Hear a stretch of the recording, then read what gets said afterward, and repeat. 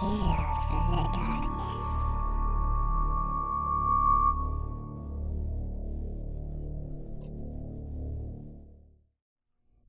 Follow the arrows. One evening, I met my friends Jeff and Dave in a bar for a few drinks. When I went to the bathroom and walked into one of the stalls, I happened to notice some writing on the door. It read, "Follow the arrows." I looked around, but I didn't see any arrows, so I didn't think much more about it. However, 2 hours later, I had to use the restroom again. As I walked through the door, I accidentally bumped the light switch with my shoulder, and the room went completely dark. That's when I noticed it. On the ceiling, above my head, there was a trail of glow-in-the-dark arrows. They looked like they had been there for quite a while. I was intrigued. I wanted to follow the arrows and find out where they led. I went back to the table and told Jeff and Dave what I had discovered. They were curious too. We decided to investigate. I went home and got a black light. It's kind of like a small flashlight, but it illuminates things that are invisible to the naked eye. When I returned to the bar, it was almost closing time. Dave and Jeff were waiting for me, their faces full of excitement. I went to the bathroom and tested my black light on some of the painted arrows. It worked like a charm. They glowed brightly. We followed the trail of arrows as they led from the toilet, across the ceiling of the bar, and out onto the street. With my blacklight, I searched around for invisible arrows on the ground. I found one. I followed the arrow, keeping my blacklight inches from the ground, waving it back and forth as Dave and Jeff followed close behind. A few feet away, I found another arrow, then another, and another still. I was following these arrows down a sidewalk for about 2 blocks. We started wondering where the hell these arrows were taking us. Finally, I got to an arrow pointing us in a new direction. It was a driveway leading to an empty lot that was surrounded by a tall metal fence. We couldn't see what was inside. The arrows led up to the gate. Jeff pushed on the gate, but it was locked. We decided to jump over the fence. Jeff went first, getting a firm handhold at the top, then pulling himself over. I put the black light in my pocket and took a running leap at the gate. Dave gave me a helping hand, pushing my legs from underneath until I tumbled over the fence. Then, Dave followed, hauling himself over the tall fence with surprising ease. We found ourselves in what looked like an old parking lot. Weeds sprang from cracks in the broken concrete. I pulled out the black light and quickly found another arrow. We followed the new trail slowly, and it led us to a small shack in the middle of the parking lot. "I know what this is," said Dave. "It used to be a drive-in movie theater. I think that's the concession stand over there." As we approached the building, we saw that it was boarded up. There was some faded lettering on the wall that read, "Popcorn." We walked around the building until we came to a door in the back. It was secured by an old combination padlock. My black light picked up something scrawled on the floor in a glowing paint. It was a series of numbers: 1, 3, 5, and 6. Jeff entered the numbers in the combination lock and pulled it open with a satisfying click. He pushed on the old door and it swung open with an ominous creak. Jeff peeked inside. "I can't see anything," he said. I peeked inside the door, shining my black light. It was utterly useless. I cursed myself for not bringing a real flashlight. Just as I was about to suggest we head back home and return another day, I heard a click and a dim light appeared in the old building. Dave had found the light switch. "This place looks like it hasn't been used for at least 30 years, said Jeff. "Look at this parking lot. There are trees in it. The electricity's still on," I replied. "Someone is still paying the bills." We walked in and saw that the interior was surprisingly clean, apart from a thin coating of dust. It was the sort of dust you would expect to find in an ancient Egyptian tomb. The shelves were empty, and a cabinet stood on the far side of the room. Dave walked over and cautiously opened it. "Wow, look at this," he exclaimed. The shelves were packed with candy boxes. I recognized Cracker Jacks and Hershey's bars, but the labels were very old. Dropping my blacklight on the door, I grabbed excitedly for a giant box of chocolate. Before I could examine them further, I heard Jeff say, "Guys, check this out." He was standing over a hatch in the floor. He had pulled it up and was peering down into the darkness. "Maybe there's another light down there," he said. He went down the set of steps that led into the cellar, and Dave and I followed close behind, trying to find a light switch. I was halfway to the bottom of the stairs when I heard a click and a dim light bulb flickered in the dusty basement. "Found it," said Jeff. We walked toward the light, bumping into empty shelves and strange debris. Canvas bags like sacks of potatoes littered the floor. They were covered in dust. On one of the shelves, I spotted some old film canisters. We hurried over, reading the titles. It seemed to be mostly old monster movies. Dracula Returns, Night of the Wolf People. I didn't recognize any of the titles. We all jumped when we heard a loud, whirring sound. It seemed to be coming from near the stairs, and it sounded somehow familiar, like an electric power tool. Through the hatch at the top of the stairs, we saw the shadows shift and change. At last, the sound stopped. We stood still for a moment, our hearts beating hard in our chests. Then we all ran over to the hatch to investigate. My mind could not comprehend what it saw. The hatch we had come through only moments ago was now blocked by iron bars. Jeff ran up the steps as far as he could and grasped the iron bars, rattling them violently. They wouldn't budge. There was some sort of motorized contraption attached to iron bars. It was so dark, though, that I could barely make it out. I reached into my pocket for my black light. That was when I realized I had left it upstairs. Jeff stood next to me and held up his cell phone. In the dim light, I could just make out a giant metal box that was mounted on the basement ceiling. If there was a way to access this device, I couldn't see it. Dave gasped suddenly and ran over to one of the canvas bags on the floor. He dragged it into the light and worked to untie it. When he was finished, I saw him look into the bag and make a sound I'd never heard before. Something between a scream and a moan.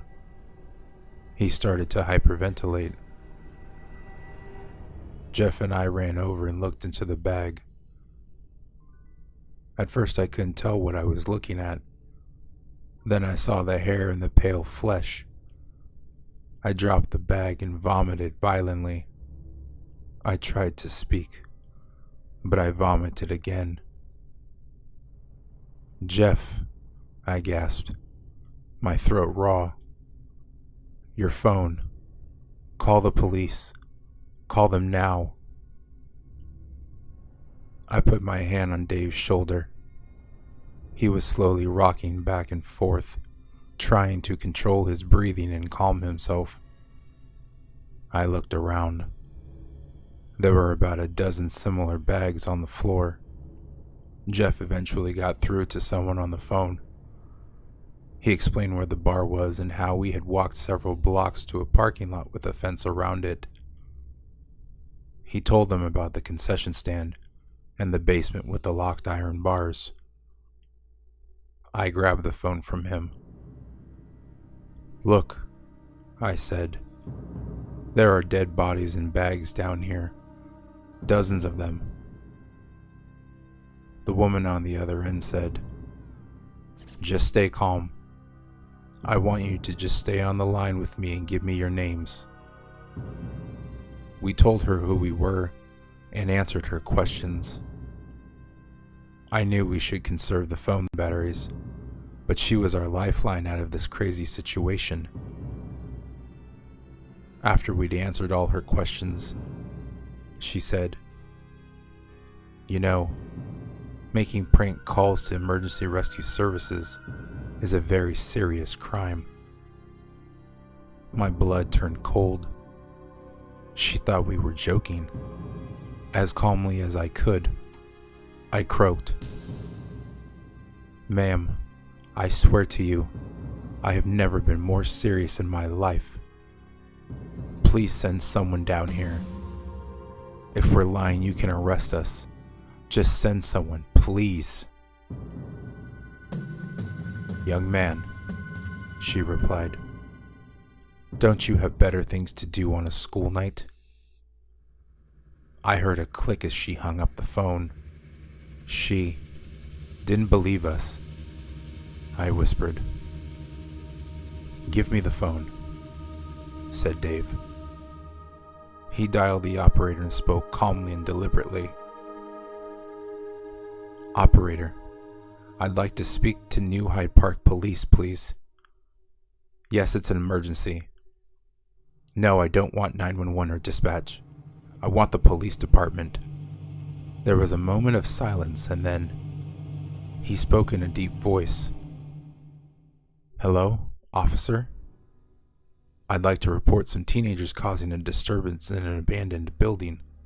They're throwing things around, smashing bottles and wrecking the place. I saw them drag a little girl down into the basement. It sounds awful bad. Just awful bad. Someone needs to get their butt down here quick before they hurt that little girl. Brilliant, Dave. Just brilliant, I thought. I could have kissed him. He gave the officer the location of the lot and the description. It was perfect. After answering some more questions for the officers, he begged her once again to hurry and hung up the phone. Just then, we heard the sound of a car pulling up outside.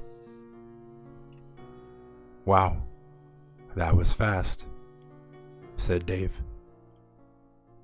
That's not the cops, I whispered. We heard a car door open and close. Then heavy footsteps tramped across the gravel. Jeff ran over to the hatch with the iron bars. We're down here, he yelled. Help, please. We're down here. The footsteps are slow and deliberate overhead. A pair of work boots and dirty blue jeans appeared at the top of the stairs. Jeff stumbled back down the stairs. He looked pale. I looked up and saw a bear of a man standing there. He was intimidatingly large. He was smoking a cigarette, staring down at us. Excuse me, sir, I began, but he just walked away as if he hadn't heard me and went outside. We heard him get something heavy out of his vehicle and then drag it inside. Whatever it was, he set it down with a thump. Then, we saw a plastic tarp roll across the iron bars. Moments later, we heard the sound of duct tape. The hatch was closed, and we were all alone listening to the sounds of a man working. Working, we were sure, on something evil. The sort of evil that is rarely seen. The sort of evil that you don't live to tell anyone about. Suddenly, we heard a hissing sound. It was high-pitched and steady. I was confused. "Gas," said Dave. "I think he's pumping some sort of gas in here." We ran around looking for the source, but within minutes we were growing lightheaded. Jeff collapsed in the corner. Dave rushed over and tried to help him, but he passed out as well. I slumped to the floor, feeling myself drifting into unconsciousness. I heard sirens in the distance, and then there was nothing. When I awoke, I was lying on the concrete floor. I tried to sit up, but my arms were so weak they gave out on me. My head felt like it weighed 100 pounds.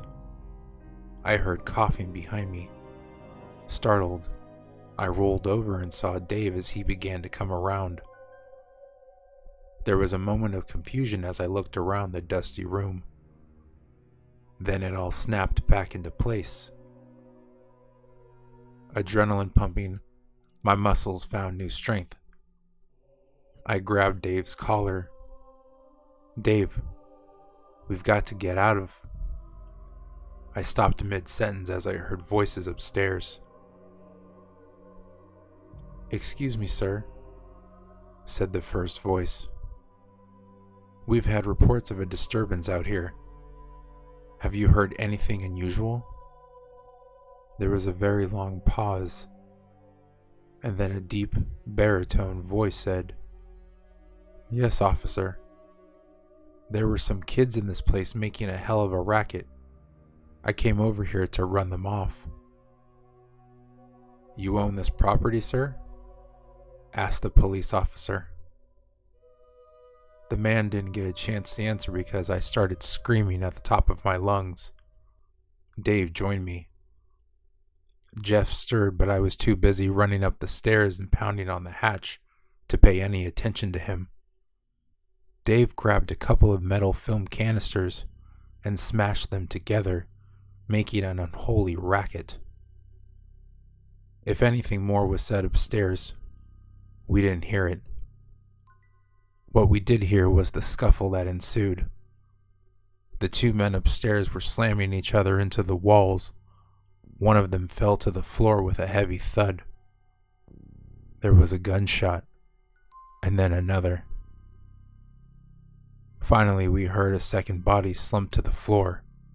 We all stayed silent for a moment, praying the police officer was triumphant. But we heard nothing. "Officer," I shouted through the hatch. I heard a moan. Then a weak voice cracked. I think I'm hurt. I think... And then there was nothing. "Officer," I shouted again as I pounded on the hatch. There was no response. Jeff and Dave were behind me at the base of the stairs. "We need to get the hatch open," said Dave. My heart was pounding. Dave ripped a metal bar from one of the shelves and wedged it between the iron bars. He started pushing with all his might. A small rip appeared in the tarp that had been duct taped over the opening. I immediately began clawing at the thick plastic like a crazed rat. Jeff grabbed another piece of metal and stuck it through the bars, trying to get some leverage. We heard the groan of bending wood, followed by a loud snap. The hatch and part of its frame swung upwards a few inches. Something was on top of the hatch, keeping it down. I pushed through the bars with my bare hands as Jeff and Dave redoubled their efforts. We heard something heavy and metallic topple over and crash to the ground. The hatch door opened wider, and I could just about poke my head through the opening. A uniformed police officer lay several feet away. Something was sticking out of the side of his head. It was a kitchen knife. It was ghastly. The worst thing about it was that the man's eyes were still open, and he was staring directly at me. His right hand was still grasping a gun. On the other side of the room, the large bear of a man was clutching onto the wall, trying to pull himself to his feet. I could see that he had been shot in the leg and the shoulder, and he looked determined. I stretched out my arm and tried to get the officer's gun, but I couldn't reach it. I strained my arm to its limit, feeling the iron bars pressing into my flesh. My fingertip touched the barrel of the gun. The dying policeman managed to push the gun closer to me, and I got a firm grip on it. Quickly, I twisted my arm and pointed the gun at the large man. The bars made it difficult to aim. By the time I got my arm facing the right direction, my view of the man was obstructed by the hatch door. "I've got the gun," I whispered to Dave and Jeff. "The cop's almost dead. He can't help us. The big guy is over there, but I can't get a clear shot." "How many bullets?" Dave hissed. "I don't know," I whispered. "Maybe none," Dave whispered. "We could get under him and try to shoot him through the floor." We heard the large man groan and move closer to the hatch. I tried to aim the gun in his direction and waited with bated breath for him to appear. We heard the clinking of metal canisters, and I watched a large cylindrical container get pulled towards where I knew the man to be. I squeezed the trigger and fired a shot. The sound was deafening, and the kickback from the small gun was much more than I expected. My ears were ringing, and there was a sharp pain in my wrist. I heard the sound of frantic movement from the other side of the hatch door, and a noise that was like someone turning a valve. An ominous hissing sound filled the air. The gas again. Jeff and Dave both helped me as we desperately tried to dislodge the iron bars that were holding us prisoner. We worked together, pushing, pulling, and twisting until finally it gave way just an inch. Dave grabbed the contraption at the side and started yanking hard. Jeff and I put all our weight on the bars, and at long last, the enormous contraption fell. Dave took a step or two back towards us, but collapsed as the gas overtook him. I was starting to feel faint. Jeff pushed the frame out of the way and climbed out of the hatch. I tried to follow him, but my head was spinning. Suddenly, I saw the huge man spring out from his hiding place.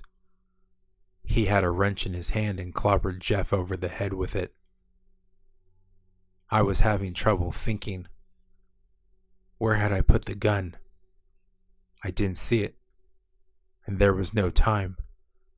I needed air. I pulled myself out of the hatch and inhaled deeply twice. My perceptions were dull because of the gas, and so I did not expect the blow as the man slammed the wrench into my face. I tumbled over and collapsed, my body half in and half out of the hatch. I felt the gun next to my hand. I must have dropped it in the frenzy to pry the bars loose. I grabbed it and swung my arm upwards, shooting wildly into the dark. Then, I lost consciousness and felt myself falling down, down, down into nothingness. When I awoke, I was being loaded into an ambulance. I grabbed the arm of a paramedic who was lifting me in. "My friends," I mumbled. "What happened to my friends?" The paramedic just gave me a sad look and shook her head. They finished loading me in and slammed the doors. I closed my eyes, too weary to think, and drifted back into unconsciousness. 1 year later, there was a memorial service at my school. I showed up with my girlfriend. I was wearing my best suit, and in my hand there was a piece of paper with a speech on it. I walked to the podium and cleared my throat. I said a few words about how I met Dave, and what a great guy he was. I told them all how he'd charged into a room full of potentially deadly gas to help Jeff and me escape from a madman. I went on to mention Officer Stanley Bell, who died that night, leaving behind him a wife and 2 kids. My voice sounded funny through the speakers. The damage to my face was extensive. I've had 2 surgeries, and there is 1 more scheduled for the fall. I look okay, but it affected the way I talk. When I was done speaking, I walked over to Dave's family and hugged his mother. She didn't want to let me go. Dave's father patted me on the shoulder as he choked back a sob. I walked back to my seat. After the service, Jeff was waiting on the front steps. The blow he took to the head had knocked out the vision in his left eye. He wore dark sunglasses to hide his wandering eye. We didn't say much to each other. I just hugged him and patted him on the back.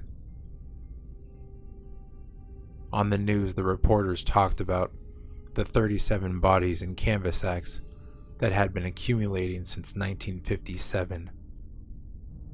They showed the artist's rendering of the killer based on my description. He is still at large, and his identity is still unknown. The police told us the concession stand had been rigged with motion sensors that, when set off, would lower the iron bars to capture curious trespassers in a dungeon of death. They said the killer had rigged a silent alarm that would send a signal to his phone when someone entered his trap. I tried to remind myself that I was one of the lucky ones. I was exhausted and went to lay down in my bedroom. My girlfriend followed me a minute later and wrapped her arms around me. She remembered to leave the light on. Nowadays, I always sleep with the light on.